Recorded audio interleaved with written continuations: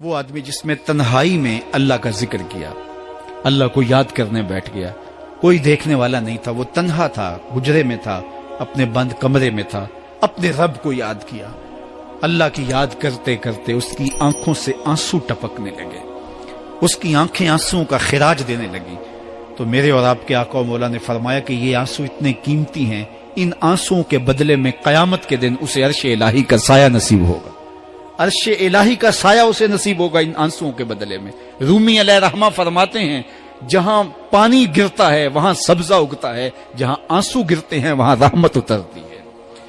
تو اس لیے جو اللہ کی یاد میں رونے کا لطف ہے اور اللہ کی یاد میں آنسو بہانے کا اجر اور صلہ رکھا گیا ہے، یہ گناہوں کو دھو ڈالتا ہے، یہ اندر کی صفائی اور ستھرائی کا سبب اور ذریعہ ہے۔ میرے اور آپ کے آقا و مولا نے فرمایا راتوں کی تنہائیوں میں اٹھ کے قرآن پڑھا کرو اور قرآن پڑھتے ہوئے رویا کرو۔ پھر فرمایا فَإِلَّمْ تَبْكُوا فَتَبَاكُوا، اگر رونا نہ آئے تو رونے کی کوشش کیا کرو۔ حضرت داتا گنج بخش علی حجویری سے ایک مرید نے کہا حضرت اگر رونے کی کوشش کریں پھر بھی رونا نہ آئے، فرمایا پھر اپنے مقدر پہ رویا کرو۔ تم اتنے سنگ دل ہو گئے ہو کہ تمہاری آنکھیں آنسوں کا خراج نہیں دیتی۔ جو رونا نہیں جانتا وہ اللہ کی رحمتوں کو اور اللہ کی کرم نوازیوں کو کیسے سمیٹ پائے گا؟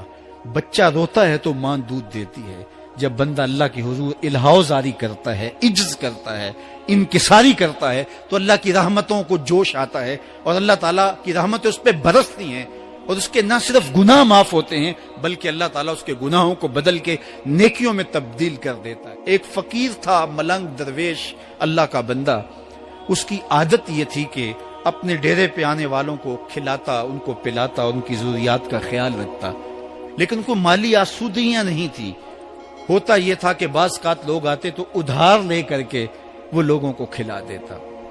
خیر چونکہ فقیر کا مزاج یہ ہوتا ہے کہ لوگ آئیں اس کے ڈیرے سے کھائیں، بابا بلے شاہ نے بھی کہا تھا نا، اٹ کھڑک کے دکڑ بجے تتا ہووے چلا، آن فقیر کھا کھا جاون راضی ہووے بلا۔ یہ فقیروں کا مزاج ہے، تو جو بھی آتا اس کے ڈیرے سے کھاتا اور وہ ادھار اٹھا اٹھا کے لوگوں کی ضروریات کو پورا کرتے رہتے۔ وقت آخر آ گیا، جن لوگوں نے ادھار دیا تھا وہ سارے تقاضا کرنے آ گئے۔ اب بابا جی کو کیا فکر لاحق ہے کہ یہ میرے مہمان اور میں ان کو کچھ پیش کرنے کی صلاحیت نہیں رکھتا۔ ایک بچہ تھا، وہ کچھ سامان بیچ رہا تھا، پتیسا بیچ رہا تھا یا کوئی اور چیز بیچ رہا تھا۔ اس نے گلی سے گزرتے ہوئے آواز لگائی، خادم کو کہا سے بلا کے لاؤ، کہا تم بیچ رہے ہو تو میرے مہمانوں کو کھلا دو۔ بچہ بڑا خوش ہوا کہ میں سارا دن گلیوں میں گھوم کے یہ پتیسا بیچنا تھا، اب یہ ایک جگہ ہی سارا فروخت ہو گیا تو یہ تو موج لگ گئی، میں جلدی گھر چلا جاؤں گا، میری ماں خوش ہو گئی۔ تو سارا ان مہمانوں کو کھلا دیا گیا اور اس کے بعد کہا بابا جی پیسے؟ کہا تم بیٹھ جاؤ، جب ان کو ملیں گے تو تجھے بھی مل جائیں گے۔ وہ بیٹھ گیا، 2 4 10 منٹ بیٹھا تو بچہ تھا، پھر کھڑا ہو گیا، بابا جی پیسے؟ کہا جب ان کو ملیں گے تو تجھے بھی مل جائیں گے۔ پھر آدھا گھنٹہ گزرا تو پھر اس نے کہا بابا جی پیسے؟ میری ماں میرا انتظار کر رہی ہے، ہمارے گھر کا چولہا اسی سے جلتا ہے، میں یہ پیسے لے کر جاؤں گا اور میری ماں کوئی ہنڈیا خریدے گی اور ہم شام کا گھر کا کوئی سلسلہ کریں گے۔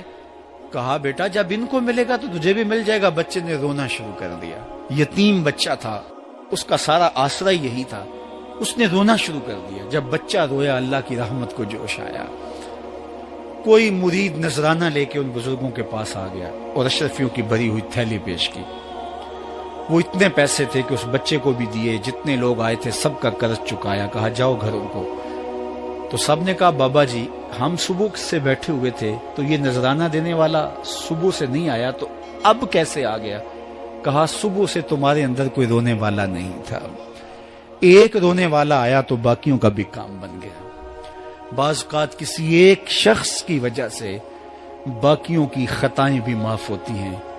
آج ہم اجتماعی طور پہ تا حد نظر اندر باہر اوپر نیچے اتنے لوگوں کے ہجوم میں اللہ کی بارگاہ سے یہ توقع رکھتے ہیں کہ مالک کتنے ہجوم میں کوئی ایک تو ہوگا جو تیرا لاڈلا ہوگا، کوئی ایک تو ہوگا جو تیرا بہت قریبی ہوگا، کوئی ایک تو ہوگا جس پہ تیری رحمتیں برسیں گی۔ تو مالک اس کے صدقے سے ہماری خطائیں بھی معاف کر دے، ہمارے گناہ بھی معاف کر دے۔ کوئی ایک رونے والی آنکھ مل گئی تو باقیوں کا بھی کام بن جائے گا۔ اٹھ فریدا ستیا تے میلا ویکھن جا، وت کوئی بخشیا مل جاوے تے تو ہی بخشیا جا۔ میرے مالک ہم سب کی خطائیں معاف کر دے، ہم سب سے درگزر فرما، اور ہم سب کے باطن کو ستھرائیاں دے دے، ہمارے اندر کو پاکیزگیاں دے دے۔ بہت وقت میں نے اور آپ نے صاحب گزار لیا، تیزی کے ساتھ زندگی بیت رہی ہے۔ میں اگر اپنے آپ کو دیکھوں تو میری زندگی کتنی بہاریں کاٹ چکی ہے۔ اگر آپ اپنے آپ کو دیکھیں، کوئی 60 سال، کوئی 20 سال، کوئی 25 سال، زندگی تیزی کے ساتھ گزر رہی ہے۔ بندہ جب سوچتا ہے کہ میں 40 سال کا ہو گیا ہوں تو آگے میری زندگی کے اگر 30 سال بھی ہیں تو 30 سال تو کافی ہیں، لیکن وہ پیچھے اگر پلٹ کے دیکھے تو 40 سال یوں گزر گئے جس طرح چٹکی بجائی جاتی ہے۔ جب چٹکی بجانے کے وقت میں 40 سال گزر گئے محسوس ہوتے ہیں، تو جو باقی 30 سال اگر ہوئے بھی، وہ تو گمان ہے میرا، وہ تو گمان ہے آپ کا، ہمیں تو ایک سانس کا بھی نہیں پتا۔ پوچھا گیا زندگی اور موت کے بارے میں کیا خیال ہے؟ کہا فجر پڑی ہے، پتہ نہیں ظہر پڑھ سکیں گے یا کہ نہیں۔ کہا اتنی لمبی امیدیں لگائے بیٹھے ہو، کہا ظہر پڑی ہے، پتہ نہیں عصر پڑھنے کا موقع نصیب ہوتا ہے کہ نہیں۔ کہا یہ بھی طول عمل ہے۔ ایک بولا عصر پڑی ہے، پتہ نہیں مغرب پڑھ سکیں گے یا کہ نہیں۔ کسی نے کہا ایک رکعت پڑی ہے، پتہ نہیں دوسری رکعت بھی پڑھنا نصیب ہوتی ہے یا نہیں۔ وہ آدمی جس میں تنہائی میں اللہ کا ذکر کیا، اللہ کو یاد کرنے بیٹھ گیا، کوئی دیکھنے والا نہیں تھا، وہ تنہا